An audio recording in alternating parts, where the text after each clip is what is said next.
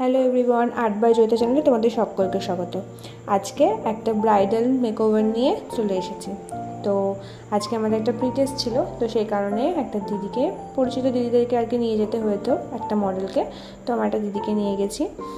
তো এই যে প্রথমে ফেসটাকে ভালো করে ক্লিন করে এবার টোনার অ্যাপ্লাই করে নিচ্ছি। ফেস প্রিপারেশনটা সব থেকে বেশি আগে দরকার। যত ভালো ফেস প্রিপারেশন হবে তত মেকআপটা বেশি করে বসবে। তো এই যে এবার অয়েল বেস একটা ময়শ্চারাইজার লাগিয়েছি, কারণ গরমে, তো সেই কারণে অয়েল বেসটা হলে বেশ হাইড্রেটিং থাকে মুখটা। দিয়ে এবার ভালো মতন করে ব্লেন্ড করে নিচ্ছি পুরো মুখটাতে। ক্রিমটাকে ভালো করে ব্লেন্ড করে এবার প্রাইমার অ্যাপ্লাই করছি। এই প্রাইমারটা ভীষণ সুন্দর, খুব ভালো প্রাইমারটা, মানে এত অয়েল ফ্রি আর মানে এত সুন্দর প্রাইমার, মানে কোনো রকম কোনো ঘাম হয়নি, গরমের জন্য তো ভীষণ ভালো। দিয়ে এবার এই কালার কারেক্টার দিয়ে যে মুখে খুব একটা স্পট ছিল না, তাও যেটুকু নর্মালি থাকে নাকের পাশটা, চোখের নিচটা, ওগুলোতে একটু হালকা হালকা কারেক্ট করে নিচ্ছি। নিয়ে ওটাকে এবার ভালো মতন করে ব্লেন্ড করে নেব। ব্লেন্ডের যেই জায়গাটা একটু অসুবিধা হয়, যেহেতু চোখের কোণাটা, তো এইভাবে ভালো করে ব্লেন্ড করে নিচ্ছি। নিয়ে এবার আস্তে আস্তে ব্লেন্ড করে পুরো কমপ্লিট করে এবার বেসটাকে ধরবো ভালো মতন করে ব্লেন্ড করার পর। এই যে দিদির ফেসের সাথে মিশিয়ে, তো এই যে বেসের কালারটা চুজ করেছি।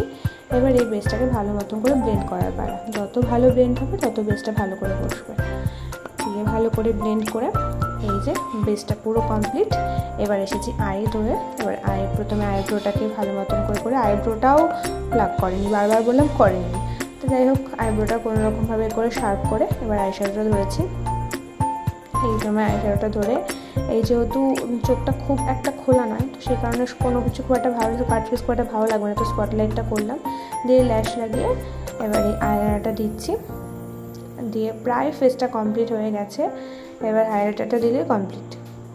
এবার ফেস কমপ্লিট হয়ে গেছে। এবার চুলটা ধরেছি, তো যেহেতু ব্রাইডাল, তো সেই কারণে ব্রাইডালে একটা হেয়ার করব, তো তার জন্য পুরো চুলটা ক্রিম্পিং করে এবার একটা ভালো মতন করে একটা পাফ আর বার্ন ক্রিয়েট করব। এই যে পাফ অ্যান্ড বার্ন ক্রিয়েট হয়ে গেছে, ফুলটা লাগিয়ে দিয়েছি। দিয়ে এবার শাড়ি ড্রেপিংটা ধরেছি। শাড়িটা ড্রেপিং ভালো মতন করে ভালো মতন করে প্রত্যেকটা পার্ট করে, একটা এদিক ওদিক হয়ে গেলে পুরো শাড়িটা আবার খুলতে হবে। দিয়ে করে এবার এই যে কলকাটা করলাম। কলকা ক্লিপিংটা ভালো করে নেওয়া হয়নি, আরোটা এত বেশি হচ্ছিলো বোঝা যাচ্ছিল না। দিয়ে এবার এই যে একটু ছোট্ট করে একটা গাল কলকা করেছি। গাল কলকার মধ্যে ছোট্ট করে করলাম, বেশি করে করিনি। দিয়ে এবার সমস্ত গয়নাঘাটিগুলো পরিয়ে দিচ্ছি। এই যে পুরোপুরি ফাইনাল লুক। তো কেমন হলো জানিও, লাইক করো, কমেন্ট করো এবং সাবস্ক্রাইব করো প্লিজ চ্যানেলটাকে।